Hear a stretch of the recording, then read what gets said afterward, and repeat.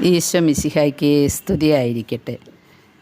പ്രിയ സഹോദരങ്ങളെ, ഇന്ന് ജൂൺ മാസം 5-ാം തീയതി പെന്തക്കുസ്ത തിരുനാളിന് വേണ്ടിയുള്ള പരിശുദ്ധാത്മാവിൻ്റെ നൊവേന 8-ാം ദിവസം.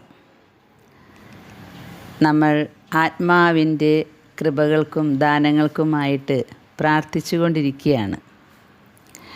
നമുക്കറിയാം, പരിശുദ്ധാത്മാവില്ലെങ്കിൽ പിന്നെ ഒന്നും ഫലം ചെയ്യില്ല. പരിശുദ്ധാത്മാവ് നിറഞ്ഞിട്ട് വേണം എല്ലാം പ്രവർത്തിക്കാൻ. നന്മയാണെങ്കിൽ പോലും പരിശുദ്ധാത്മാവില്ലാതെയാണ് ആ നന്മ പോലും ചെയ്യുന്നതെങ്കിൽ അതിൻ്റെ ലക്ഷ്യം വേറെയാവുകയും അത് ഫലമില്ലാതെ പോവുകയും ചെയ്യും.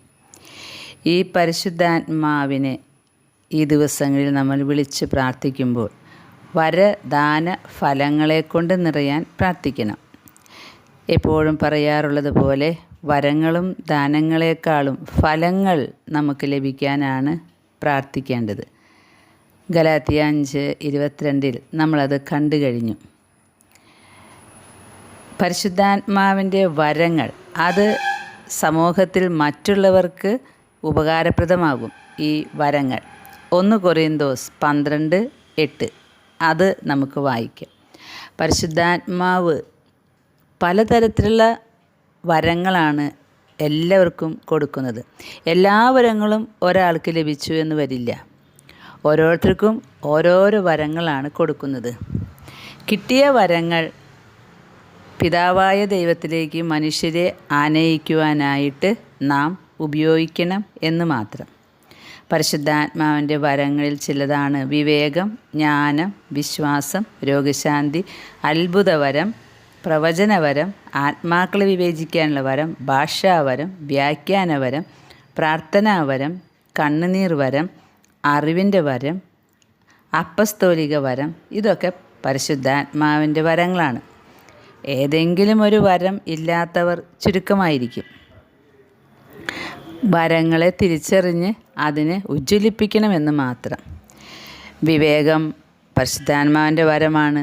ജ്ഞാനം, നമുക്ക് പിതാപുത്ര പവിത്രാത്മനിൽ വിശ്വാസമുണ്ടോ, യേശുവിൽ വിശ്വാസമുണ്ടോ എങ്കിൽ അത് പരിശുദ്ധാത്മാവിൻ്റെ വരമാണ്.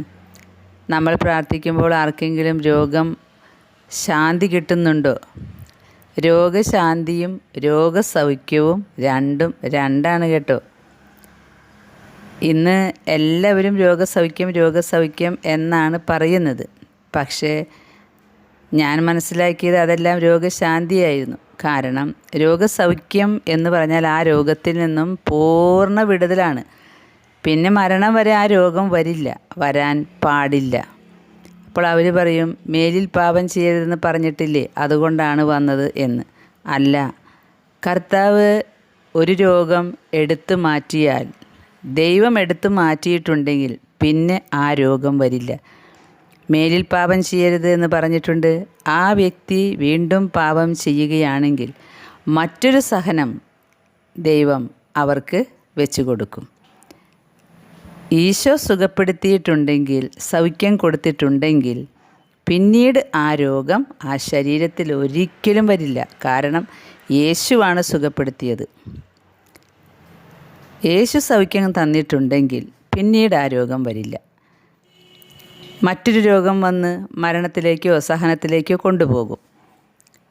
എന്നാൽ ഇന്ന് എല്ലാം രോഗശാന്തികളാണ്. അതുകൊണ്ടാണ് പലരും ധ്യാനങ്ങളിലൊക്കെ പോയി കൈവച്ചപ്പോൾ രോഗസൗഖ്യം കിട്ടി എന്ന് തെറ്റായി പറഞ്ഞ് വീണ്ടും അതേ രോഗം വരുമ്പോൾ ചോദിക്കുമ്പോൾ പറയും, അത് മേലിൽ പാപം ചെയ്യരുത് എന്ന് പറഞ്ഞിട്ടുണ്ടല്ലോ, അപ്പോൾ പാപം ചെയ്തതുകൊണ്ടായിരിക്കും ഈ രോഗം വന്നത്. അങ്ങനെയല്ല, യേശു സൗഖ്യം തന്നിട്ടുണ്ടെങ്കിൽ പിന്നെ ആ രോഗം ആ ശരീരത്തിൽ വരില്ല. നമ്മൾ കാണുന്നത് പോലെ എല്ലാം രോഗസൗഖ്യമല്ല, രോഗശാന്തികളാണ്. അതും ഈശോ കൊടുത്തിട്ടുണ്ടെങ്കിൽ മാത്രമേ ആ ശാന്തി ലഭിക്കുള്ളൂ. അങ്ങനെ തിരിച്ചറിയാനുള്ള വരം, വിവേചന വരം ഇന്ന് വളരെയധികം ആവശ്യമായിരിക്കുന്ന കാലഘട്ടമാണിത്. കാരണം രോഗസൗഖ്യമാണ് എന്ന് പറഞ്ഞ് എല്ലാം മാറി എന്ന് വിചാരിക്കുമ്പോൾ അതേ രോഗം തന്നെ വന്ന് മരണപ്പെടുകയാണ്. രോഗസൗഖ്യമായി എന്ന് സാക്ഷ്യം പറയുകയും ചെയ്തു. അപ്പോൾ വീണ്ടും രോഗം വന്നപ്പോൾ ആ വ്യക്തിയുടെ വിശ്വാസം അങ്ങോട്ട് ഇളകിപ്പോയി. പിന്നെ എതിർമനോഭാവമായി. ഈ കഴിഞ്ഞ ദിവസങ്ങളിൽ ഒരു ഫാമിലിയെ കണ്ടുമുട്ടാനിടയായി. അവരെന്നെ കാണാൻ വന്നതാണ്. ഒരു വലിയ സ്ഥലത്ത്, അത്ഭുതങ്ങളും അടയാളങ്ങളും സംഭവിക്കുന്ന ഒരു സ്ഥലത്ത്, ആമാശയത്തിൽ ക്യാൻസറാണ് ഈ അമ്മയ്ക്ക്. അവിടെ ചെന്നു, പ്രാർത്ഥിച്ചു, രോഗസൗഖ്യം കിട്ടി എന്ന് ഇവർ വിശ്വസിച്ചു. പ്രാർത്ഥനയിൽ പറഞ്ഞു രോഗസൗഖ്യമെന്ന്. പറയുന്ന വാക്കുകൾ ശ്രദ്ധിച്ചുപയോഗിച്ചില്ലെങ്കിൽ അപകടമാണ്. ഇവരത് വിശ്വസിച്ചു. അവരുടെ മക്കളാണ് എന്നെ കാണാൻ വന്നത്. ആ രോഗസൗഖ്യം കിട്ടിയെന്ന് പൂർണ്ണമായി വിശ്വസിച്ചു. അതായത് ആമാശയത്തിലെ ക്യാൻസർ മാറിയെന്ന് അവർ വിശ്വസിച്ചു. കാരണം പറഞ്ഞത് അങ്ങനെയാണ്, രോഗസൗഖ്യം, ഇപ്പോൾ രോഗസൗഖ്യം കിട്ടുന്നുണ്ട്. യേശുനാഥൻ അല്ലെങ്കിൽ പരിശുദ്ധ അമ്മ നിങ്ങളുടെ രോഗം എടുത്തു മാറ്റിയിരിക്കുന്നു എന്ന് അണ്ടർലൈൻ ഇട്ട് അവർ പറഞ്ഞു കൊടുത്തു. അവരത് വിശ്വസിക്കുകയും ചെയ്തു. 2 മാസം കഴിഞ്ഞപ്പോൾ ആമാശയത്തിലെ ക്യാൻസർ സാധാരണ പോലെ തന്നെ തലപൊക്കി.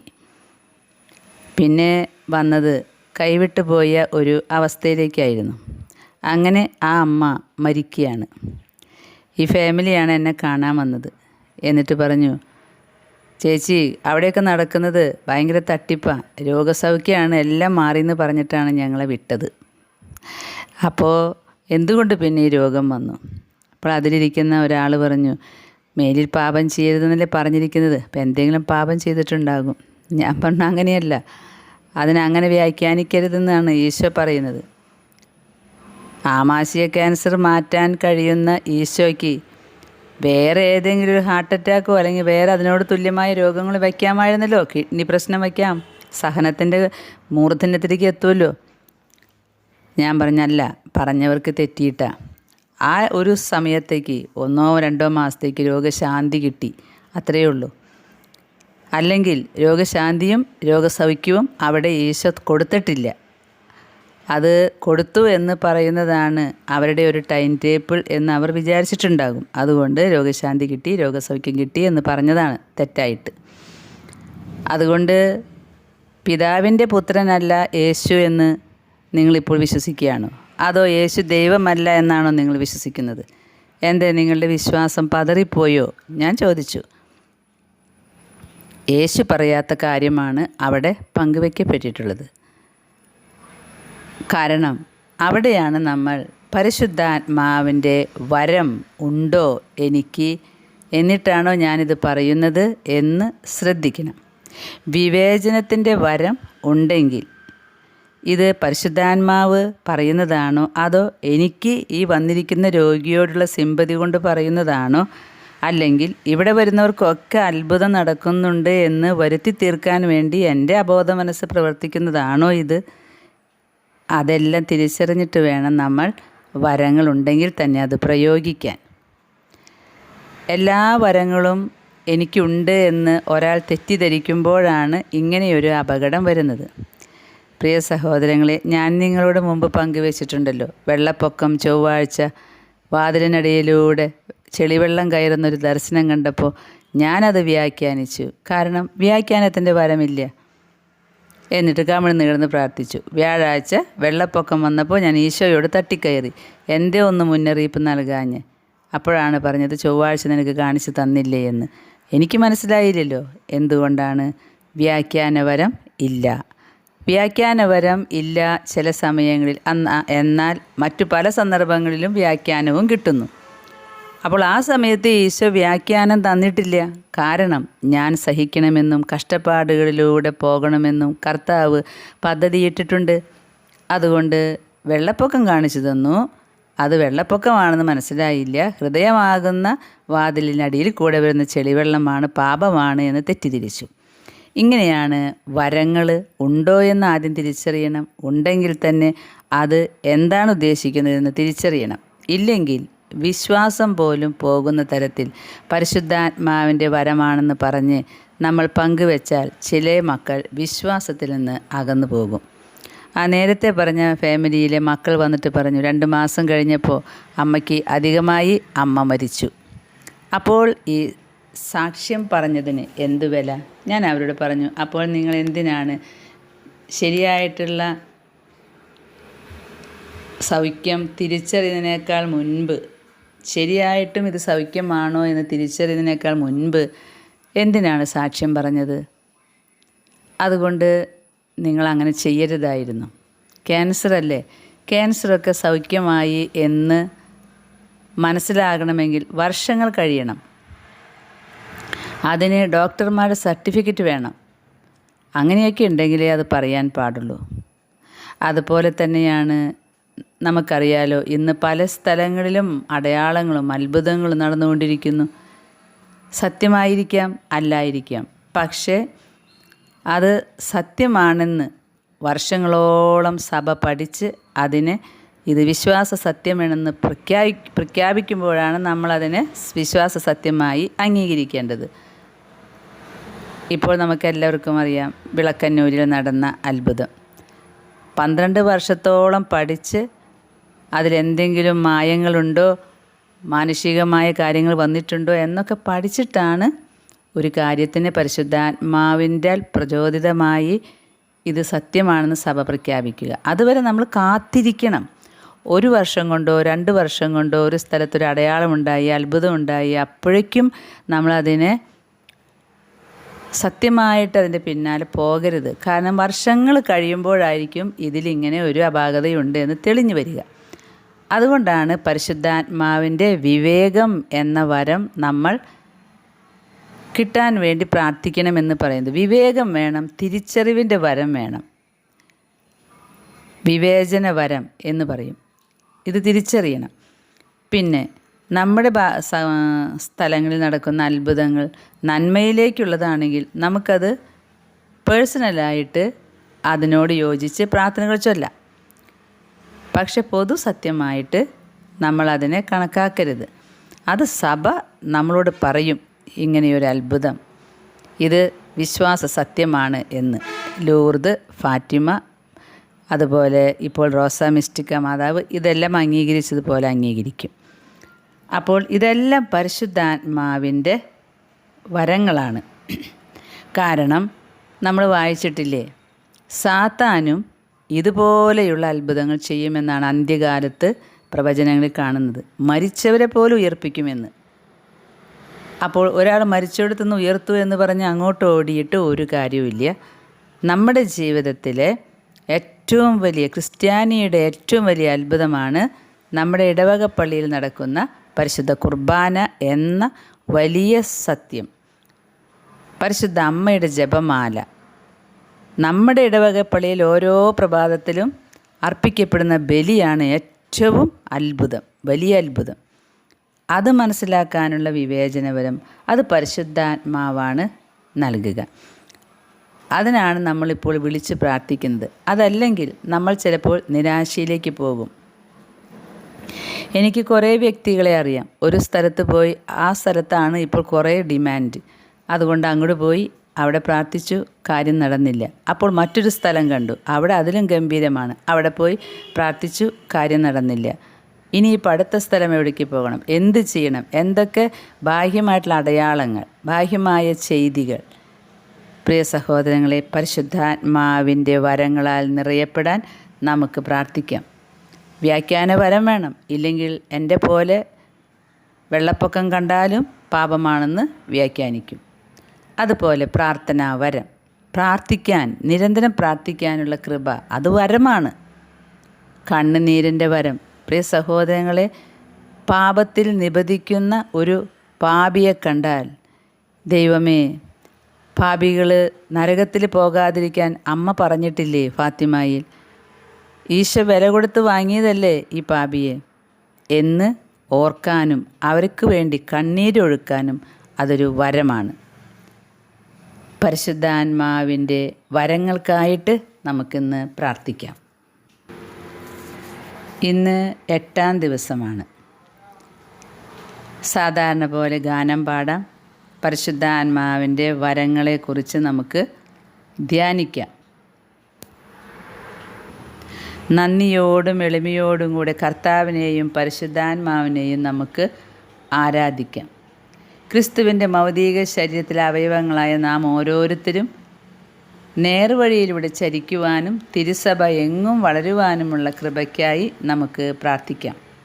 മനസ്താപ പ്രാർത്ഥന ചൊല്ലാം, എളിമയുടെ പ്രാർത്ഥന ചൊല്ലാം, പരിശുദ്ധാത്മാവിനോടുള്ള പ്രാർത്ഥനയും ചൊല്ലാം. ഇന്നത്തെ ലേഖനം റോമ 8:12-16 വരെയുള്ള വാക്യങ്ങൾ. സുവിശേഷം യോഹന്നാൻ 15:8-16 വരെയുള്ള വാക്യങ്ങൾ. പരിശുദ്ധാത്മാവിൻ്റെ ഇടപെടൽ നമുക്ക് ധ്യാനിക്കാം. ഓരോ ദിവസവും തരുന്ന കൊച്ചു കൊച്ചു പ്രാർത്ഥനകൾ നമുക്ക് ഉരുവിട്ടുകൊണ്ടിരിക്കാം. സഭ കൗദാശികമായി തന്നെ പ്രേക്ഷിതയാണ്. ത്രിത്വൈക രഹസ്യം സഭാതനയർക്ക് മനസ്സിലാക്കി കൊടുക്കാനും അതിന് സാക്ഷ്യം വഹിക്കാനും അത് പ്രഘോഷിക്കുകയും പ്രചരിപ്പിക്കുകയും ചെയ്യാനുമായിട്ടാണ് സഭ നിയോഗിക്കപ്പെട്ടിരിക്കുന്നത്. സഭ എന്ന് പറയുമ്പോൾ നമ്മൾ ഓരോരുത്തരും ആണ്. നമുക്ക് വീണ്ടും പരിശുദ്ധാത്മാവിനെ വിളിച്ച് പാട്ട് പാടാം, സമാപന പ്രാർത്ഥന ചൊല്ലാം, സമാപന ഗാനവും ചൊല്ലാം.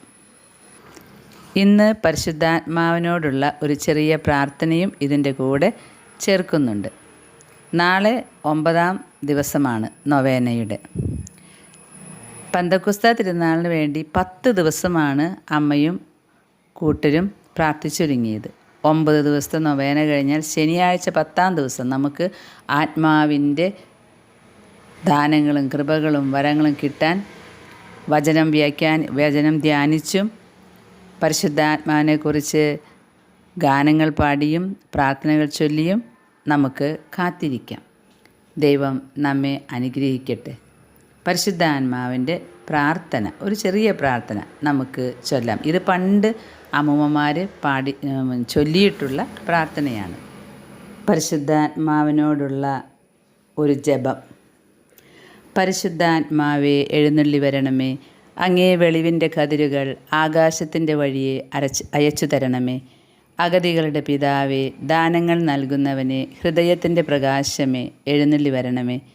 എത്രയും നല്ല ആശ്വസിപ്പിക്കുന്നവനെ, ആത്മാവിന് മധുരമുള്ള വിരുന്നേ, മധുരമുള്ള തണുപ്പേ, അലച്ചിലിൽ സുഖമേ, ഉഷ്ണത്തിൽ തണുപ്പേ, കരച്ചിലിൽ സ്വൈര്യമേ, എഴുന്നള്ളി വരണമേ.